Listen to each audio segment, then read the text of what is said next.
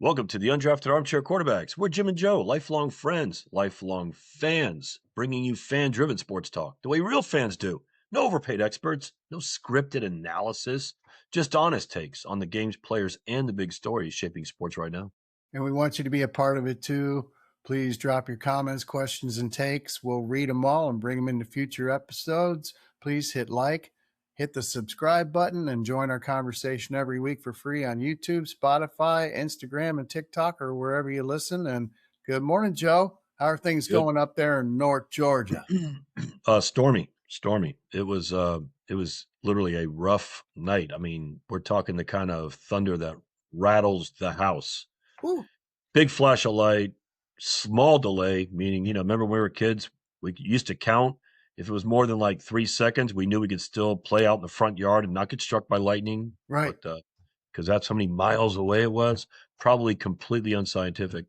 But I can't help myself doing that still. And anyways, it was close, man. Bam, bam, all over the place. And still going on. I have a tea time later on this afternoon. It's looking to be in question. So we'll see. I'll cross my fingers for you to get that tea time. It's going to happen. Thank you. Yeah. Cart path only, rich people problems. I got to play golf and it's cart paths only, but I can deal with that. I just don't want to be sloshing around the course, looking for my ball in a sand trap that's now a sand lake. And then you got to get the rake because the water's all murky and sandy and you're scraping trying to find your ball. I don't want to be dealing with that. It's supposed to be fun, not a challenge. Well, hopefully it clears through, man. Yeah. Well, hey, speaking of golf, I was just catching up on PGA Tour. It was a good event this last weekend. Well, the next event is the Miami Championship. Do you remember that one? Well, No, I don't. Never heard of it. Yeah, exactly. Well, you have heard of it if I said it was another name. If I said the Doral Open, you might say, I've heard of that. I sure have. Yeah. Well, apparently, they're back. The PGA, it was Doral forever. And then they changed it to, I think, the Cadillac Championship up until 9 years ago. And then they left, and they replaced it with a tournament down in Mexico. I forget the name of that. I think it was maybe the Mexican Open or something like that. But anyways, yeah. And guess what? Now they are back. And not only are they back, but it is a signature event, which, as we've discussed, does bring out some of the better players, and the purse is $20 million. So, anyways, it'll be fun to watch because the Blue Monster is a fun course to watch, especially that final stretch. So, looking forward to watching that this weekend. Man, I remember growing up in Miami, and every year that was what drew our attention. The Blue Monster. What was that? 100%. The 16th hole, I think. Oh, yeah. The one that, everyone tries to cut the corner. I think Daly one time hit it all the way around the edge or something like that. Crazy, man. Yeah, I have to look more into that. The Blue Monster, Doral. Yeah, they were at Doral 1962 to 2006, and then changed it to the Cadillac, and then from 07 to 16. And then they pulled out. So they haven't been there in 9 years. Hard to believe, man. Time flies because it seems like I remember them playing, recently. But anyways, hey, so we'll be watching that. And I remember the other golf tournament that was famous because it had to do with Jackie Gleason, the Inverary out on Miami Beach. Jackie Gleason. Bring it back. Was that like at the Biltmore or something? I can't remember. It was out on Miami Beach, I'm pretty sure. Yeah. I can't remember the name of the course, but yeah, that was the good old days. Jackie Gleason's out there with his stogie and, Bob Newhart smacking the ball around. Yeah, it was actually a pretty good celebrity tournament. It's great. And the Dolphins were good then. Wow, that was a long time ago. All right, what's going on in NASCAR? Anything real quick before we move on to the balls? I'll start with Denny Hamlin's comment about the kid who won Talladega. And Carson Hocevar Denny Hamlin said, watch out for this kid. He's 23 years old. He's really good, and he's been, especially on speedways. And Hamlin has said, watch out for this kid now. He's got the confidence. He finally got his first win. So for our race fans out there, congrats. Congrats, Carson. Well, what happened? Reddick let him win or what? Because, I mean, it seems like that's the only way other people are winning right now. All I remember seeing was that Joey Logano went airborne. Glad he's okay. That's Whee! fun. Hey, those are fun. Those are fun to watch, though. I think they're Yeah, pretty safe in those cars these days. It's funny when they start getting a little airborne, all the fins like pop up from all over the car, like the computer starts taking over to kill the aerodynamic. It's pretty cool. I yeah. like watching all that. They got to land. Yeah, got to land. Hopefully on their tires.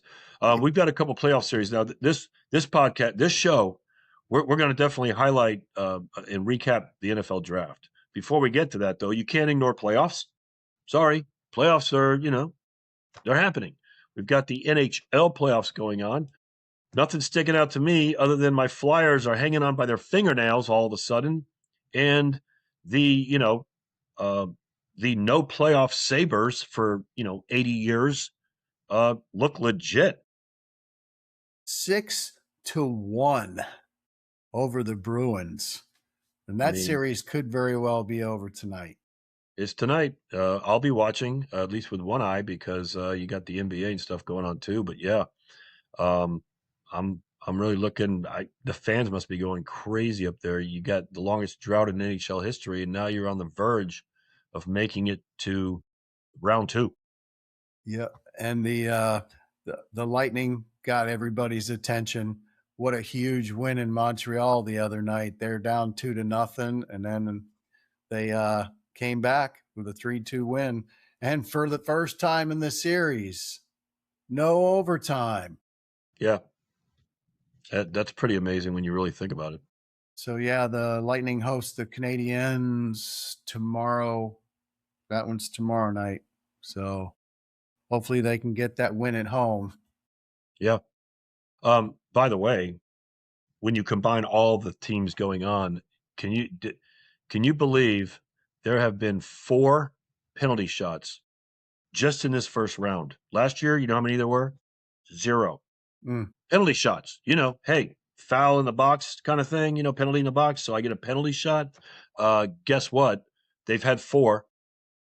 For goalies have stopped all 4. So kind of a interesting little factoid going on in this year's playoffs, but we'll see. And congratulations to Sidney Crosby. Sidney Crosby passed Wayne Gretzky and Evgeny Malkin for the most career playoff goals against a single franchise, in this case, the Flyers. So thank you, Sidney. Don't do it again. Yeah, I don't want the Flyers to blow it either. Go Oh Flyers. my God, please. I mean, come on, you can do it. Let's go. All I mean, respect to Sydney. All yeah. respect. Hey, don't forget, they're an 8 seed, the Flyers, so they're kind of overachieving. Not that they're done yet, but I think that'll be great. And you know, Colorado, Carolina, they look like they're on a collision course to the finals. So we'll see what happens. But And anyways, the other shocker is the Ducks. yeah, They've got the Edmonton Oilers on the brink yeah, they of do. elimination. Yeah, The I bad mean, luck Oilers. I'm telling you, man. Yeah, I think I was just reading too where what was it's anyways the Oilers they're going like scoreless for the most periods in a while or something like that. Like their offense looks completely out of sync apparently. Yeah. Well, they better get it together or it's over. Well, I agree. I agree. Oh yeah, that's what I was trying to remember. Connor McDavid. First, I mean, it's like the first time since 2000, like in 3 years, he's held pointless back-to-back games. So they're struggling a little bit on the offensive side of the ice. So we'll see what happens. All right, the NBA got some kind of unexpected things going on, and then of course some predictable things. What's your take on what's going on the hardwood? I've got to start with my grandson Carter's favorite player, Anthony Edwards. And then we bring him up on the last couple of shows and he goes down, he gets hurt. And now, last night, the Nuggets handled business. And I'm Yes. like, come on. I really thought this was the year that the T Wolves would maybe get through. I'd like to see it. I mean, to be honest with you, the Thunder, you've gotten all your glory. I want to see somebody else win the West. That's all. Yeah. The Nuggets, it wasn't that long ago. They've they've done it. But yeah, the Timberwolves are still in good shape, up 3-2. So, and when you say we bring them up, no, you've been bringing the Ant-Man up, not me. So the jinx, whatever jinx you're casting is all that's 100% you, man. I It's kind of appreciate that. I yeah, appreciate that. And then it's a you get fact. DiVincenzo, who goes down. And an interesting fact about all that, he wears number 0, right, for the Timberwolves. Achilles tendon tear, out also for the playoffs. So, the T-Wolves are in trouble, I think, unfortunately. But there's been 4 players in the last 2 seasons in the NBA that have gone down. Tatum for the Celtics, a couple other players. And the funny thing about it? Their jersey numbers. 0. Well, it's kind of amazing because that little nugget came up when Tatum hurt his, and they were calling it the zero jinx and everything. The next player it happens to, number 0. Yeah. Listen, I'm not putting that number on my jersey, man. No, No way. not if you're in the league. No. Yeah, I mean, at least not for a few years until that kind of subsides or something. Because yeah, that is a crazy. That's a crazy situation right there. Some things haven't changed. The 76ers stink with or without Embiid. I think the Rockets, Kevin Durant is I don't know, whining or something like that. That doesn't look like a good marriage right now. Apparently, he's going back to LA for his knee. He can't even trust the Houston doctors. I thought when the Nuggets gave up 113, they might be in trouble. We know that their goal is to just outscore their opponents. Their defense is non-existent. And then I see the Suns. I mean, Thunder gives up 122 and wins. So I guess Oklahoma can score 131 if they need to. That's just crazy. But I'm really listen, the Hawks Knicks series, I got my eye on that. That looks like a great series. And then the Magic might close out the Pistons tomorrow. And that's I don't want to say like a shocker, but that's kind of a shocker. It sure is. I don't believe we picked the Magic. I didn't. And the other elephant in the room, the Cleveland Cavaliers. Hey, listen, I'm sure Teddy will be watching this, later after he gets up at 2 p.m. But I'm not saying it's over by any means, but he kind of had it like a lock that Cleveland was going to go not just to the next round, but another round or two. They, they need to pick it up a notch because Toronto, down 0-2, then all of a sudden 2-2 in a heartbeat. So, anyways, that's a good series too. Yeah. We're going to have to see. Yeah, we will see. I'm looking forward to it. I am too. And then, all right, we got baseball going on, and we not early, but we just like to throw out a couple nuggets to just let everyone know we're watching it, keeping Yeah. an eye on it. What's going on in baseball that's catching your attention? Well, a lot of the ABS stuff, which we won't talk about today, but there's some stuff I've been noticing and compiling with our research staff. Our free one. You better believe it. But as far as immediate, last night the Dodgers and the Cardinals, big late comeback wins. So it's a good day today. The biggest story to me was the Red Sox. It shocked me when they fired Alex Cora. Like, they brought him back after he had his suspension and all that. That story's well told. But they fired almost the whole staff, including a Red Sox legend, Jason Varitek. I'm like, they should have made Jason Varitek the manager, But Chad Tracy, good luck. Good luck. But I was shocked by it. I've always kind of had a little thing here for the Red Sox because of their history, they're suffering not winning a World Series for so long and then finally breaking through over the Yankees. But, I was just shocked by that. We're going to have to see what's going on in Beantown. Yeah. Well, I mean, what day did that happen? Do you remember what I exact day? believe it was Friday or Saturday, just a couple Yeah, days ago. I think it was like either Friday night or late Friday night. And so what do the Red Sox do to, protest their manager or skipper getting fired? They put up 17 runs on Yeah, Baltimore. So over I don't know what that Baltimore. says. Yeah, well then they reel off three straight. It's like so I don't know, but hey, listen, I'm a big fan. I was a big fan. I don't know how much of this is, in his hands as far as, the manager can only do so much, but, hey, listen, the buck stops with them, right? Yep, and the Red Sox won 5-zip yesterday. And I I saw that. think that might be part of the reason too is, yeah, okay, they started slow, but they're supposed to have a really good, formidable starting pitching staff. So, all right, so we'll see what happens with them. And I found that very notable. Alex Cora, gone. Yeah, where did Alex Cora, where did he play college baseball? University of Miami. That's right. Another reason I'm disappointed that they made that rash decision. He was just about to turn it around, and he's second, even though they're almost in the cellar in the AL East. But hey, what are you gonna do, man?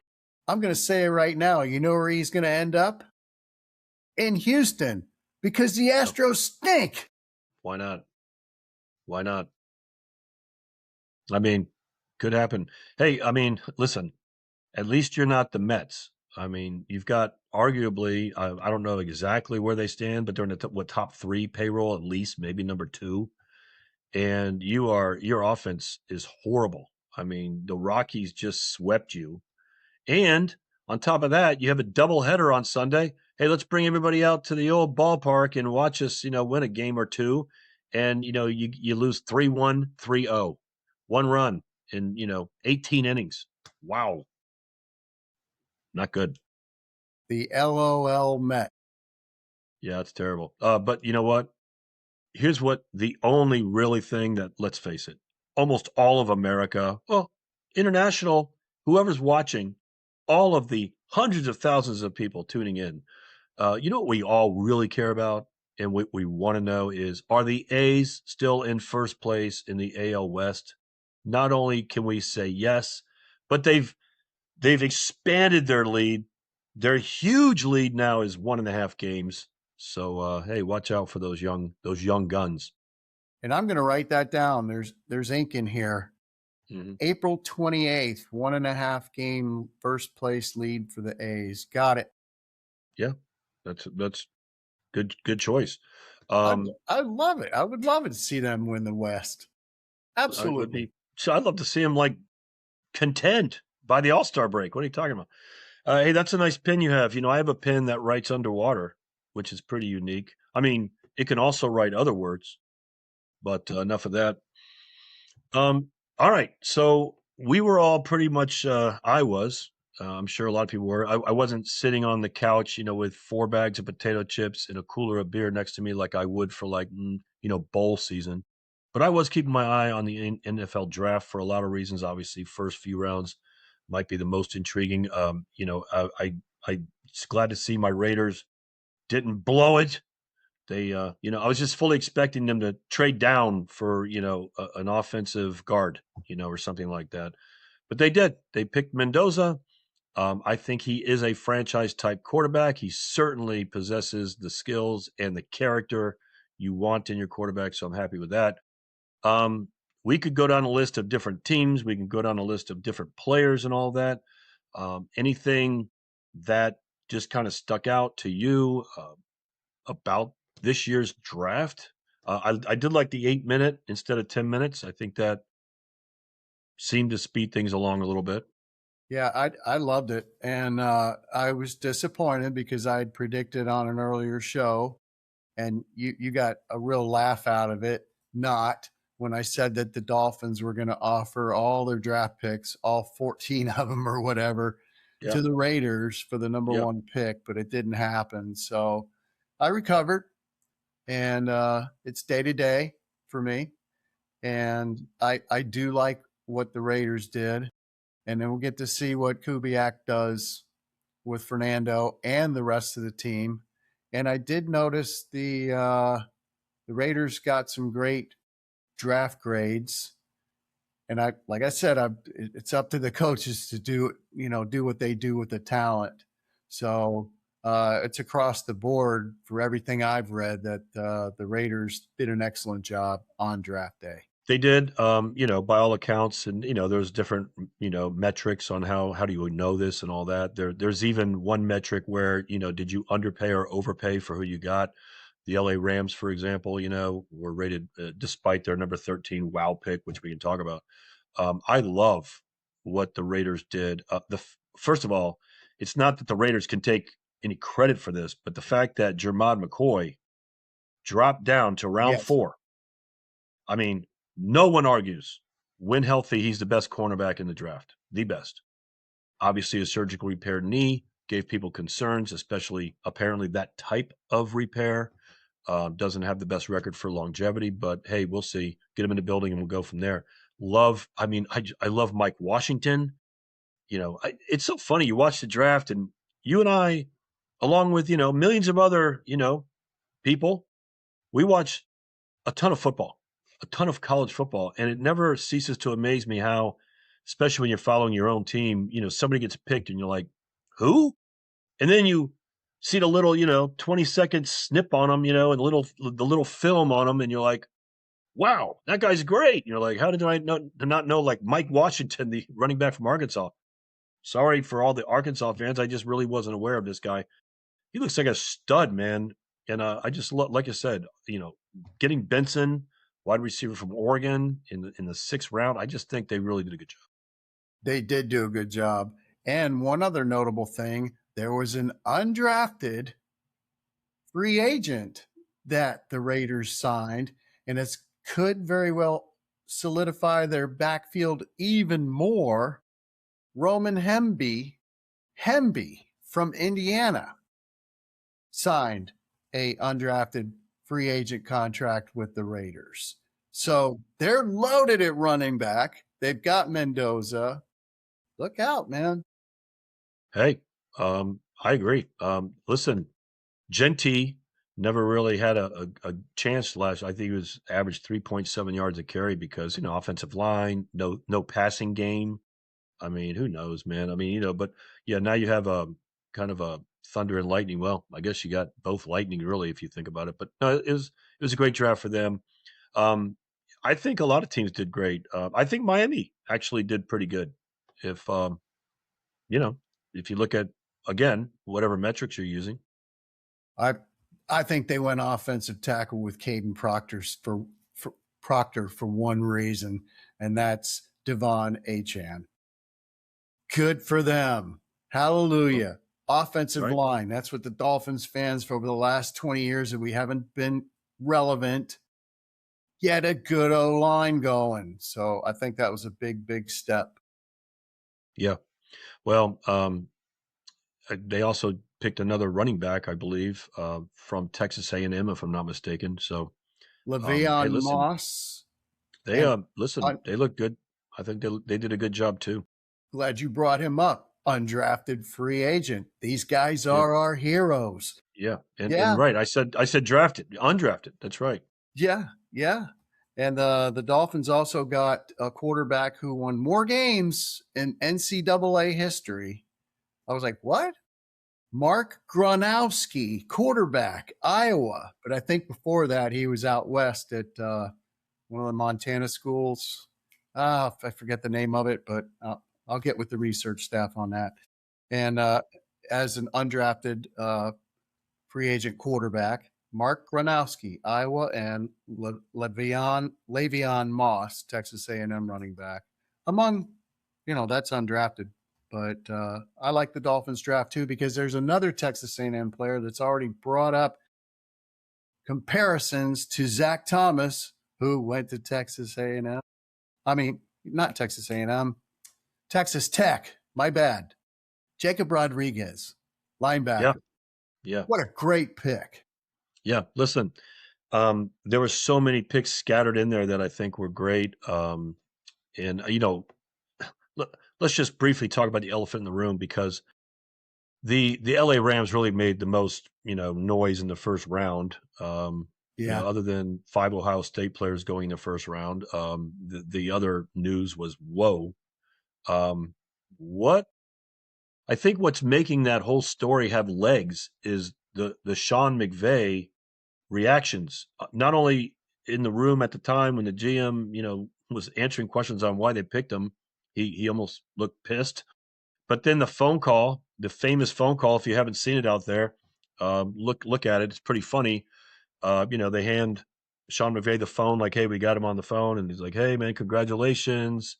And you can hear, Ty go, "Oh, hey, thank you, coach. I'm very excited." And something like, "I can't wait. Hey, let's go make history." And McVay like slams on the brakes. He goes, "Whoa, no, no, hey, no, yeah, okay, see him." Like basically shut it down. That was a weird pick, man. I think it kind of shocked everyone. Yeah. And now we get to watch to see what happens. Will he even beat out the backup quarterback who's there now, which is what, Stetson Bennett, I think? I don't know. Yeah, Stetson I Bennett? mean, Sean McVay said something like that too. Hey, he's going to have to compete, with everyone, including Bennett. It's just, hey, listen, if he turns out to be your franchise quarterback in 5 years, like, what is it? What does it say about Matthew Stafford now? Sean McVay said the reason my face was stoic out of respect for Matthew Stafford, because we just picked a quarterback at number 13, first pick. I didn't want that to appear disrespectful, like, yeah, we got a quarterback, like Stafford's gone. They've all said the right thing, and rightly so. Stafford can play as long as he wants, and he's earned that. And I think that, I don't know, Stafford, does he have 1 more year, 3 more years? Who knows? But to waste, that was not the right word. To spend that kind of capital as a number one pick, knowing full well that that quarterback is not going to see the field for at least 1 year, and I think most people are easily betting it's 2 or more, outside of injury, which no one wants. So that is a head scratcher, man. Especially when this year you could argue Mendoza is here, and then everyone else is. I'm looking down now at every other quarterback available. If you need a quarterback next year or 2 years, you could probably get a good one. Is Ty Simpson that good? No offense to the Simpson family. Is he that good that you're spending that kind of capital? Wow. I don't know. That's a great question. And I'm glad we're talking It's a about it head scratcher. again. Yeah, I'm Yeah. glad we're talking about it again. It's just like, could have waited till a pick farther down the line and helped your team for this year. That's what bothered Sean McVay. It appeared to bother him. Can't really say it did, but it appeared to bother him. But just real quick too. And by the way, speaking of the Miami Hurricanes, I just want to say this: 9 draft choices this year. 4 years ago, the year Mario got to Miami and inherited Manny Diaz's roster, guess how many draft picks Miami had in that draft? 1. 7th round. So we've gone from 1 in the 7th to 3 in the 1st and 9 total. So good job building that roster. Shout out, listen, everyone knows my feelings on Ohio State. Don't love the helmet, but you can't hate the players, man. Caleb Downs, the fact that he slid to number 11, Taylor's, popping beers because the Cowboys trade up to number 11 and get Downs, who was listed literally by many as the number one prospect on the board. So that was kind of a shocker to me. And then lastly, just my observation was, Sonny Styles. This guy runs a sub 4.5, 40 plus vertical, and an 11-foot plus broad jump. He's 230 pounds. I mean, that is unbelievable. Yeah. And there's another player that you just brought to my mind. Uh, where did Diego Pavia go? Oh, well, Ravens. uh, well, he didn't really go there. He had to go there. Like, like he was knocking on their door, please, please sign me. So it looks like someone wants me. Wow, that's crazy, man. Yeah, we'll see what happens with that story. And a couple other notable, I got to go back to our heroes, the undrafted free agents that are out there. Pavia did sign a contract with the Ravens. Joey Aguilar, the Tennessee quarterback, among other schools. The Jacksonville Jaguars got him. And then Kyron Drones, Virginia Tech's quarterback, great athlete and everything. He signed with the Packers. Haynes King from Georgia Tech signed Yeah, with the Panthers. He doesn't have to yeah, go far, does he? And then I no, noticed the Buccaneers got two quarterbacks. They signed Jalen Daniels, Rock Chalk Jayhawk, Jalen Daniels, to the Buccaneers, along with Chandler Morris, Virginia's quarterback, among other schools. I'm going to quit saying where they went to school. Like Miller Moss, he signed with the Bears. He was at USC and then Louisville. And then just a couple of more. Luke Altmaier. These are notable quarterbacks in college, good quarterbacks. Luke Altmaier, who went to, I think, 13 schools, signed with the Lions. And then Jake Retzlaff, the Tulane quarterback. He signed to be a backup in Seattle. So, yeah, shout out again to our undrafted free well, why agents. wouldn't we? I mean, obviously, we are huge fans of anyone undrafted, I wonder why. and especially undrafted quarterbacks, especially if they're, we're in an armchair at any point. Um, I just want to, not a correction, but Pavia has not signed with anybody. He got an invite to the Baltimore Ravens minicamp. My Uh, bad. Thank you for this correcting me guy, on that.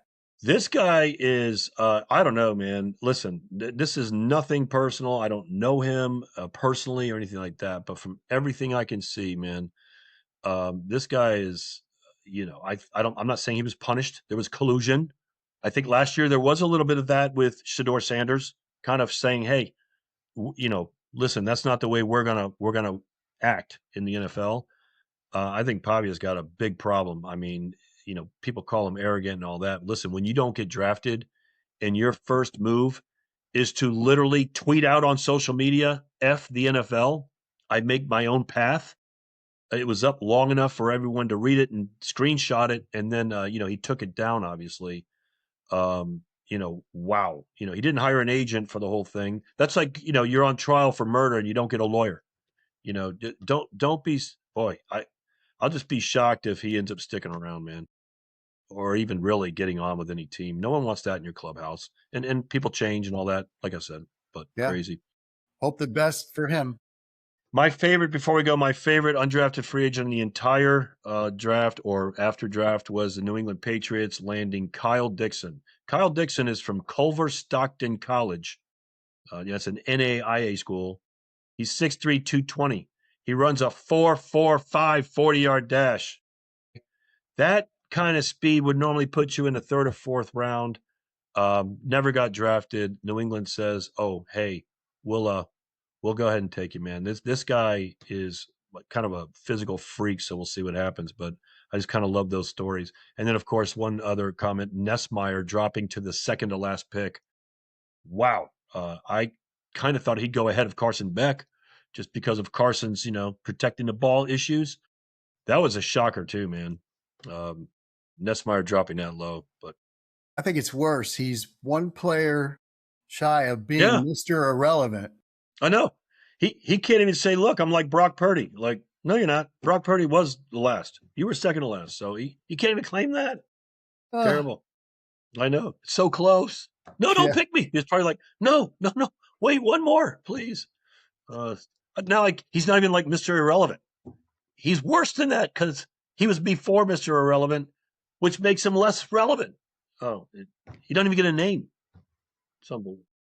It's terrible, man. Hey, listen, the good news about the NFL draft is like 50% of these people don't work out, 50% do. I was reading that 1 through 3 and 4 through 6 have the exact same percentage of sticking with teams over 2 years. So it's kind of crazy how that works. But it'll be fun to watch over the next few years on how these all pan out. But congratulations to the Raiders, the Dolphins, the Commanders, the Jets. A lot of teams really improved their chances to be better in the next few years. And the Giants. Yeah. Giants, yeah, Yeah. yep, yeah. Harbaugh, offensive line and running backs. Let's just do that. It's kind of funny. All I'm gonna say is the Dolphins and the Raiders are on their way back to glory. I can I think feel so. it, man. I think so. Let's go. I think we've got the right coach. The Raiders are the right coach. I think the Dolphins have cleaned up enough mess and put Tua behind them, and can move on. So we'll see how it pans out. But for right now, that's it for this episode of the Undrafted Armchair Quarterbacks with Jim and Joe. Thanks for checking us out and hanging with us for some real fan-driven sports talk. And don't forget, your comments are a part of the show. Please drop them below. We'll bring them up in future shows. Hit like, hit that subscribe button, tell your friends, and please join our conversation every week for free on YouTube, Spotify, TikTok, and Instagram, or wherever you listen. Thanks, everybody. Thanks, Joe. All right. See you, man. I'll talk to you soon, later on this week. Hope you get out on the links today. Me too, man. I might have to wear my flippers and snorkel, but we'll see what happens. Do it. A bad day on the golf course is Send a better than a video. good day in a lot of other places. Send us a video if you do it. Yeah, I will. Yeah, okay, sure. Yeah, I'll be happy to do that. See you, man.